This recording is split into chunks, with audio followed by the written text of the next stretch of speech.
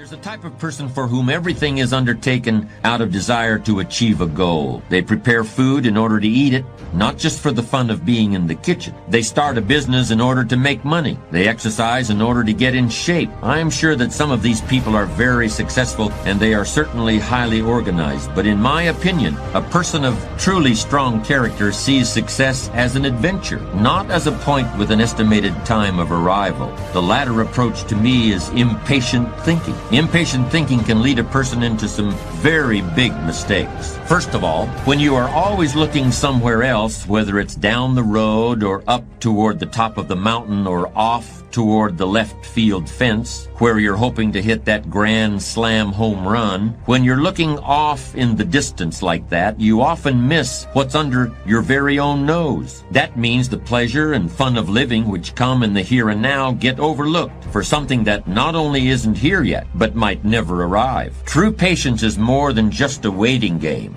Patience doesn't mean you sit around hoping for something to happen. Patience is not a passive quality. Sometimes patience can mean doing something else entirely, thinking about another venture, taking off in a different direction while you give events a chance to run their course. All through his long career on the screen, John Wayne never felt he got the credit and recognition he deserved for his skills as an actor. Yes, his films were consistently successful at the box office, and even today, John Wayne is still the #1 favorite movie actor in the United States. But a big following among moviegoers didn't translate into critical esteem or the respect of his peers. That's what the Duke wanted, and he felt he deserved it too. Then in the last years of his life, he made a movie called True Grit, in which he played a drunken, one-eyed old U.S. Marshal named Rooster Cogburn. That portrayal got John Wayne the Oscar he'd been waiting 40 years for. It wasn't the kind of high and mighty hero role he'd played when he was young that finally got him his award,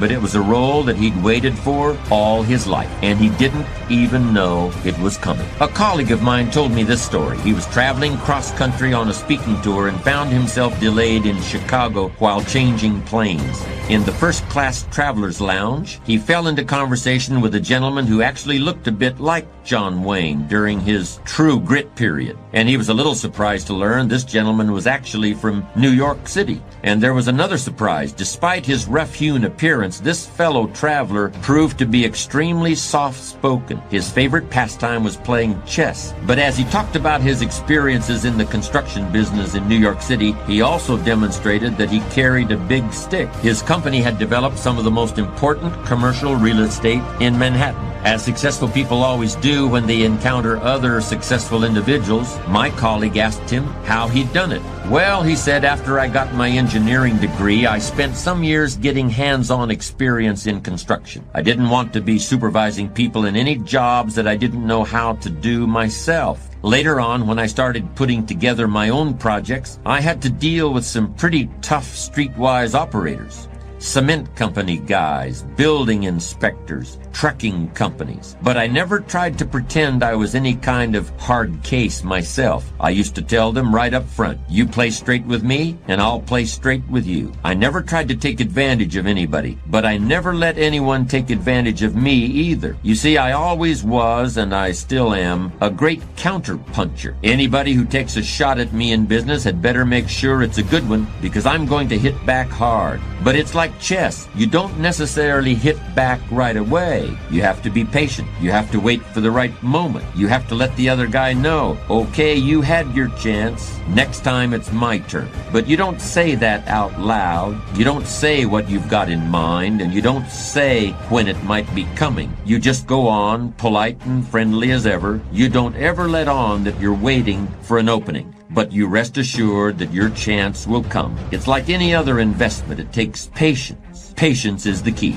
Needless to say, those several hours between flights were both informative and enjoyable for my colleague, and we can all learn from this story. Don't concentrate on things you can't influence, like when the planes are going to take off. Instead, focus on things you can control, and when you meet somebody you can learn from, then learn everything you can while you've got the chance. You never know when you're going to come across a book or an article that will provide a piece of information that can transform your life. One thing is for sure, however, and I've said this many times, the book you don't read isn't going to help. And it's the same with meeting people. You never know who is going to be able to teach you exactly what you need to know. Even if you don't need to know it now, you might need to know it at some point in the future. That might not be for 15 years, but it might just be in 15 minutes.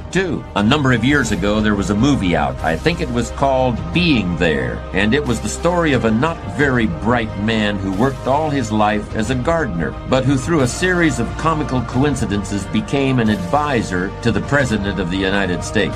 Now, whenever the President asked this gardener his opinion on anything, he would always answer in terms of what he knew, which of course was gardening. But the President wouldn't realize that he was talking about gardening at all. Instead, the President was sure he was speaking in metaphors and allegories, that he was making wise analogies between the world of nature and the world of human affairs. Now, I value straight speaking as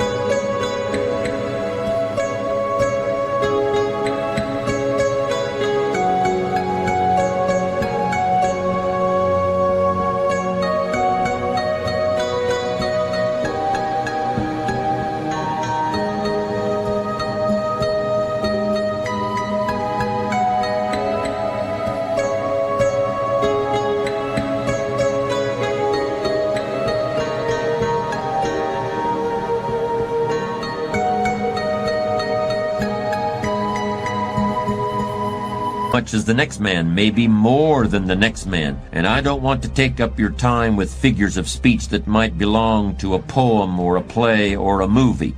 But with respect to the topic of patience and its role in building a strong character, I do think that gardens have lessons to teach us all. Lessons about sowing and reaping, about tending and keeping. For example, there's a story about W.C. Fields, the old Hollywood comedian. Fields bought himself an unusual type of cactus called a century plant. It's called a century plant because it blooms so rarely that it seems like it only happens once every 100 years, although in fact the time is much shorter. Anyway, Fields had purchased a century plant from a florist who was either misinformed or not entirely honest, because he told the comedian that the century plant was just about to burst into bloom. And wasn't that an exciting thing? It apparently excited W.C. Fields because the notoriously cheap comedian agreed to pay top dollar for the rare treat of seeing the century plant produce a flower. Well, Fields invited all of his friends over to his house to witness the historic event. The company arrived, food and drink was served, and all eyes were on the plant, but no flower was forthcoming. Finally, outraged and embarrassed by the uncooperative cactus, Fields took a riding crop and began to furiously thrash the plant, all the while he was shouting, "Bloom, you fool, bloom!" This was a situation, and there are a lot of them, where you can try anything you want in order to hurry things up, but things just aren't going to hurry. In fact, there's only one thing that will work, and that is patience. It's strange, but young people have a much more difficult time with patience than people who have more experience in the world. It seems like the older people get, the more able they are to wait, despite the fact that sometimes they have considerably less time to wait in. You could argue that older people ought to learn how to act